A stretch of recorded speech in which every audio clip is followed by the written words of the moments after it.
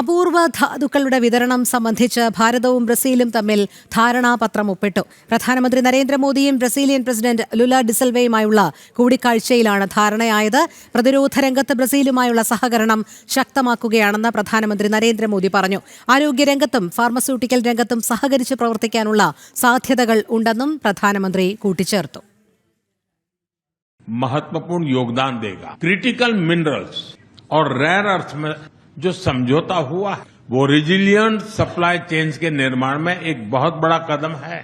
Defence के क्षेत्र में भी हमारा सहयोग निरंतर बढ़ रहा है। ये एक दूसरे के प्रति भरोसे और रणनीतिक तालमेल का बेहतरीन उदाहरण है। हम इस विन विन पार्टनरशिप को आगे भी और मजबूत करते रहेंगे। हम कृषि और पशुपालन क्षेत्र में अपने साझेदारी को भविष्य की जरूरतों के हिसाब से नए आयाम दे रहे हैं।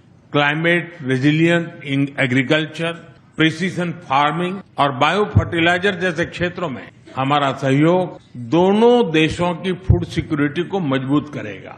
ब्राजील में ऑयल सीड्स, पल्सीज और इंटीग्रेटेड फार्मिंग के लिए सेंटर ऑफ एक्सीलेंस इसी दिशा में एक अहम पहल होने वाली है। हेल्थ और फार्मा के क्षेत्र में भी सहयोग की अपार संभावनाएं हैं। हम भारत से ब्राजील को एफोर्डेबल और क्वालिटी मेडिसिन की आपूर्ति बढ़ाने पर काम करेंगे. ഐസൺ ജോസ് ചേരുന്നു വിവരങ്ങളുമായി. ഐസൺ, അപൂർവ ധാതുക്കളുടെ വിതരണം സംബന്ധിച്ച് ഭാരതവും ബ്രസീലും തമ്മിൽ ധാരണാപത്രം ഒപ്പിട്ടിരിക്കുകയാണല്ലോ.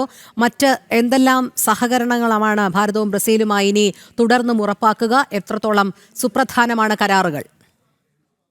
രോഹിണി, തീർച്ചയായും ഭാരതം സന്ദർശിക്കുന്ന ലുല ഡിസൽവ, അതായത് ബ്രസീലിയൻ പ്രസിഡന്റുമായി ചർച്ചകൾ നടന്നിരുന്നു. പ്രധാനമന്ത്രിയുമായുള്ള ഉഭയകക്ഷി ചർച്ചകൾ തുടർച്ചയായി നടന്നിരുന്നു. ഈ 1-2 ഉഭയകക്ഷി ചർച്ചകൾ നടന്നതിന് ശേഷമാണ് ഏറ്റവും നിർണായകമായ ഒരു ധാരണ സംബന്ധിച്ച ഒരു വിശദാംശങ്ങൾ ഇപ്പോൾ പുറത്തു വരുന്നത്.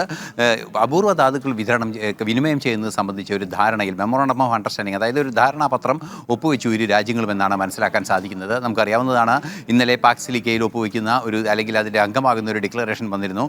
ഈ സെമി കണ്ടക്ടർ രംഗത്തും അതുപോലെ തന്നെ ആധുനിക നിർമ്മിത ബുദ്ധി ഉൾപ്പെടെയുള്ള ആധുനിക ഇലക്ട്രോണിക് സംവിധാനങ്ങളുടെ രംഗത്തും ഏറ്റവും നിർണായകമാണ് അപൂർവ ധാതുക്കൾ സംബന്ധിച്ച ഇത്തരത്തിലുള്ള സഹകരണങ്ങളെല്ലാം തന്നെ. അപൂർവ ധാതുക്കളുടെ ലഭ്യത ഉറപ്പാക്കുന്നതിനും കൃത്യമായ അസംസ്കൃത വസ്തുക്കൾ ഉപയോഗിച്ച് സെമി കണ്ടക്ടർ ഉൾപ്പെടെയുള്ള സംവിധാനങ്ങൾ, അത്തരത്തിൽ അത്യാധുനികമായ ചിപ്പുകൾ നിർമ്മിക്കുന്നതിനുമുള്ളൊരു സാധ്യത തുറന്നു കൊടുക്കുക, ഭാരതത്തിൽ അതിൻ്റെ വലിയ സാധ്യതകൾ ഉണ്ടാക്കുക, സാങ്കേതിക രംഗത്ത് വികസനം ഉണ്ടാക്കുക എന്ന ലക്ഷ്യത്തോടെയാണ് ഏറ്റവും നിർണായകമായ ഈ ധാരണയിലെത്തിയിരിക്കുന്നത്. അതുപോലെ തന്നെ വിവിധങ്ങളായ മേഖലകളിൽ നമ്മളിപ്പോൾ പ്രധാനമന്ത്രി നരേന്ദ്രമോദി പറഞ്ഞത് കേട്ടതുപോലെ തന്നെ വിവിധങ്ങളായ മേഖലകളിൽ സഹകരിച്ച് പ്രവർത്തിക്കുന്നതിനുള്ള ധാരണയും അല്ലെങ്കിൽ അതിനുള്ള സാധ്യതകളും നിരവധിയായുണ്ട്. പ്രതിരോധ രംഗത്ത് വൻതോതിൽ സഹകരിക്കാനുള്ള സാധ്യതകൾ നിലനിൽക്കുന്നു. നിലവിൽ സഹകരണം മുന്നോട്ട് പോകുന്നു. അതുപോലെ തന്നെ ഫാർമസ്യൂട്ടിക്കൽ രംഗത്തും ആരോഗ്യ സുരക്ഷാ രംഗത്തും ആരോഗ്യ സംരക്ഷണ രംഗത്തും കാര്യമായ ഇടപെടൽ നടത്താൻ ഇരു രാജ്യങ്ങളും തമ്മിലുള്ള സഹകരണത്തിന് സാധിക്കുമെന്നും പ്രധാനമന്ത്രി പറയുകയും ചെയ്തു. അതുപോലെ തന്നെ ചില വ്യത്യസ്തമായ മികവിൻ്റെ കേന്ദ്രങ്ങളൊക്കെ നിർമ്മിക്കാനും തയ്യാറാകുന്നതിനും വേണ്ടിയുള്ള ബ്രസീലിൻ്റെ പിന്തുണയോടെയുള്ള ഇടപെടൽ നടത്തുന്നതിനുള്ള സാധ്യതകൾ തുറക്കുക എന്ന